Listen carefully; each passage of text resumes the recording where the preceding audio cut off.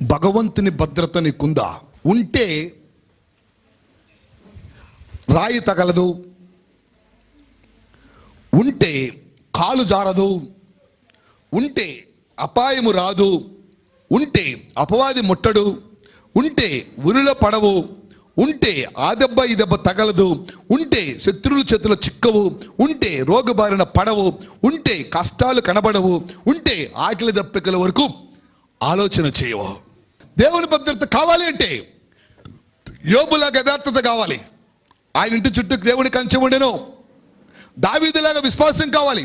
నా కాలు జారినని అనుకునగా ఆయన కృప నన్ను బలపరచెను. మోషే సాత్వికుడు కనుక మహోన్నతుని చాడు నివసించువాడు, సర్వశక్తిని నేను విశ్రమించేవాడు.